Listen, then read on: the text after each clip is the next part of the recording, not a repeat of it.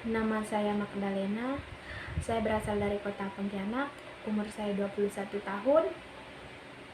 Di sini saya membawa famili Kredo Katolik di Hago.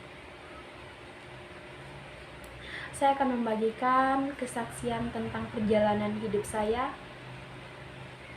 Hadirnya Tuhan membawa sukacita. Umur saya 3 malam. Saya sudah mengalami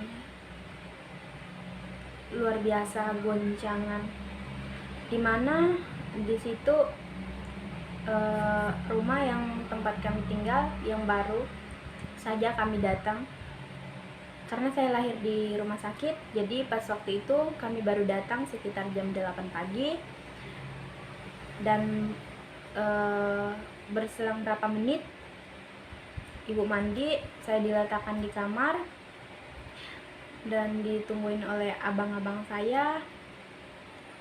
Tidak lama kemudian ibu mendengarkan teriakan orang di luar. Posisi ibu masih dalam kamar mandi, dan ibu langsung bergegas, bahkan sampai masih ada sabun-sabun di badan untuk melihat saya di kamar. Tetapi saya tidak apa-apa, ibu kira saya jatuh dari tempat tidur atau gimana. Tetapi teriakan itu berasal dari luar. Ibu lihat di luar, di dekat kantor bapak bekerja,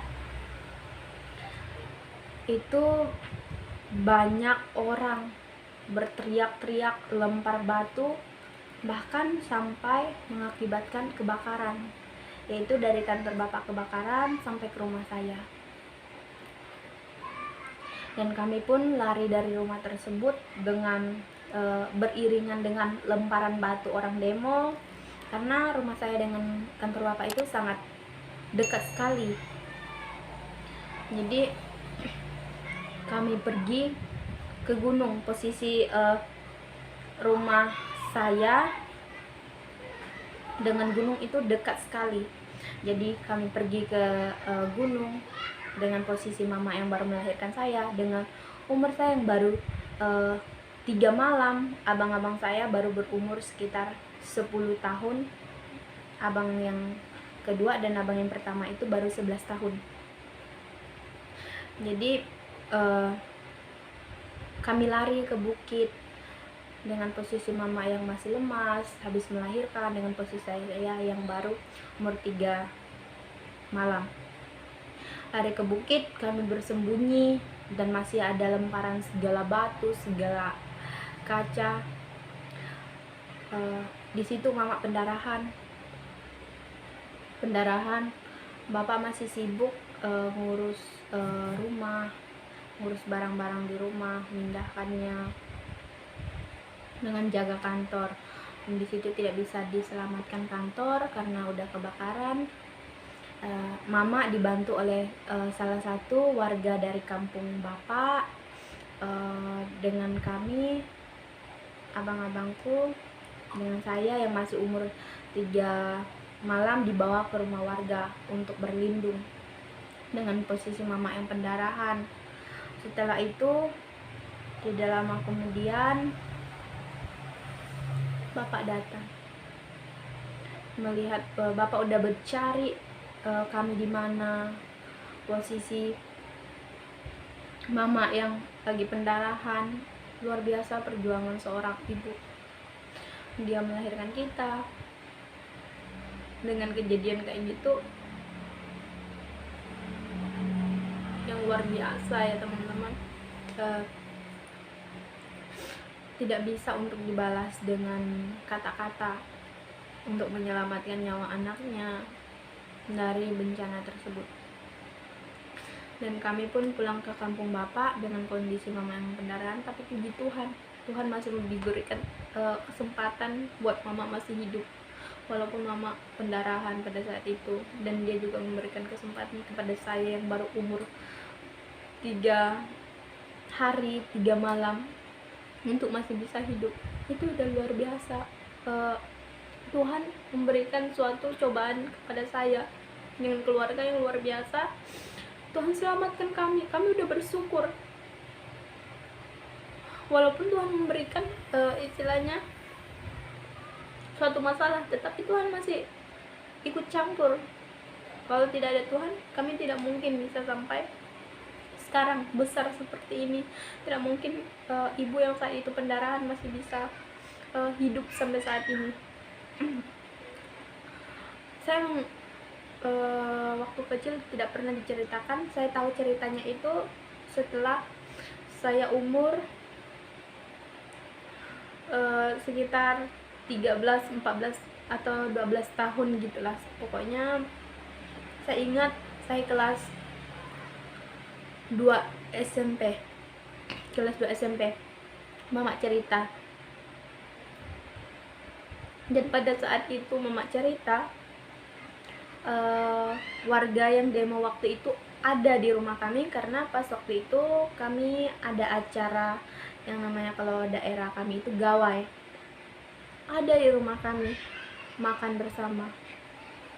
Luar biasa kemurahan hati mama untuk memaafkan orang yang bersalah kepada dia. Tapi saat itu juga saya benci sama orang tersebut. Saya kecewa, saya kesal. Kenapa Tuhan? Apa salah saya? Umur saya yang baru, istilahnya baru 3 hari 3 malam, tapi udah diberikan suatu masalah yang luar biasa yang harus saya tanggung, harus saya pikul. Di situ saya kecewa, saya lari ke kamar, saya nangis. Kenapa harus dikasih? Saya emang nggak kelihatan waktu itu, saat itu nggak kayak orang yang langsung ngomong di situ, enggak. Saya orangnya lebih diam tapi menyimpan suatu masalah. Saya pergi ke kamar, saya nangis. Ternyata selama ini perjuangan mama, bapak, abang-abang saya menyelamatkan saya waktu kecil luar biasa Tuhan. Dan pada saat itu saya berjanji dalam diri saya sendiri, saya nggak akan memaafkan orang tersebut. Di situ saya jarang sekali berdoa, saya jauh banget dengan Tuhan. Kebetulan juga di kampung saya emang untuk ibadah mingguan tidak ada, jadi saya makin jauh dari Tuhan. Paling kalau saat ada pastor, suster baru sembahyang, itu pun kadang dengan malas-malasnya untuk bangun pagi untuk doa, saya tidak pernah sama sekali, karena saya kecewa. Kebencian dalam hati saya itu melonjak-lonjak. Bahkan kalau saat itu saja saya pengen mau bunuh orang tersebut, saking bencinya saya. Setelah itu saya lulus dari SMP. Mama suruh saya sekolah di kampung. Saya memutuskan tidak sekolah di kampung, tetapi sekolah di kota dengan dekat. Saya pergi ke abang saya yang pertama, yaitu sekolah di Semakin. Sekolah di Semakin saya daftar, saya masih menyimpan kebencian. Pas waktu itu saya ikut camping rohani.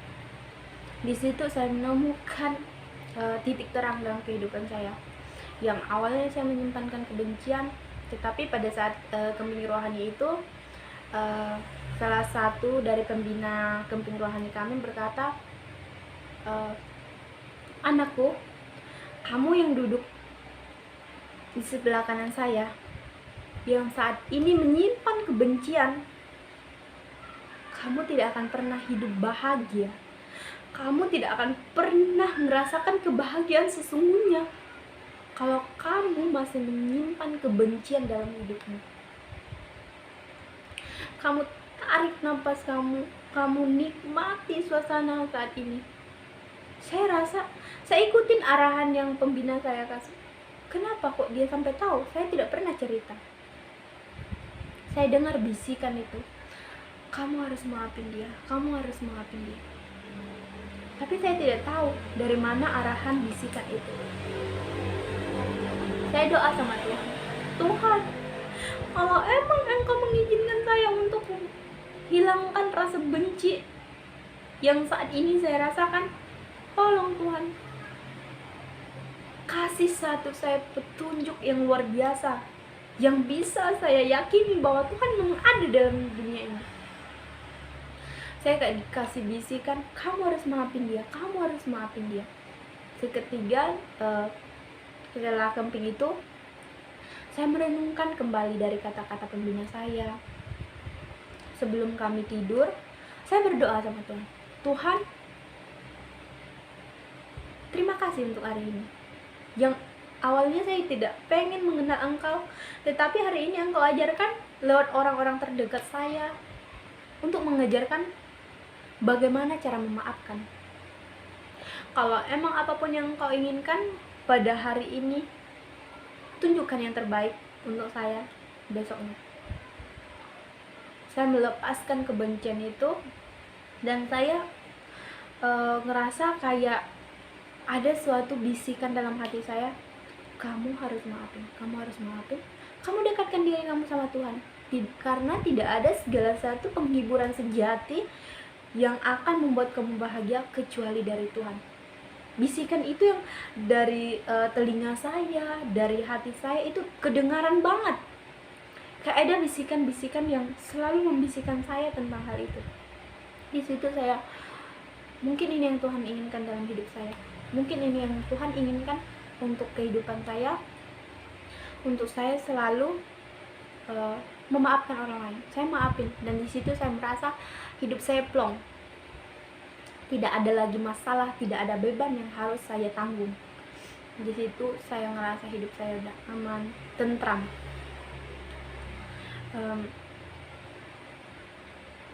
Tuhan itu hadir di mana kita diberikan cobaan. Tuhan itu hadir di mana kita mau mendekatkan diri. Jadi buat teman-teman yang saat ini merasakan kebencian, kepahitan yang kalian rasakan, tidak akan bisa menghapus segala masa lalu yang telah kalian jalani, yang kalian rasakan dulu. Jadi aku berbagi dari pengalamanku ini, semoga teman-teman bisa untuk memaafin orang yang jahat, atau istilahnya kalian menaruh kebencian kepada orang tersebut, untuk memaafkan dia. Karena Tuhan selalu ada menyertaimu. Tuhan itu hadir dalam hidupmu. Seperti yang saya rasakan, saya baru berumur 3 malam 3 hari, tapi Tuhan udah memberikan suatu ujian yang luar biasa dalam hidup saya. Tetapi saya bersyukur karena Tuhan masih menyelamatkan orang tua saya. Tuhan memberikan itu, mungkin ya ini yang terbaik, hidup saya ini yang terbaik buat kehidupan saya, bukan yang sebelumnya. Jadi semoga kesaksian saya ini menjadi berkat bagi banyak orang, menjadi motivasi untuk saling memaafkan satu dengan lain. Shalom, Tuhan Yesus memberkati.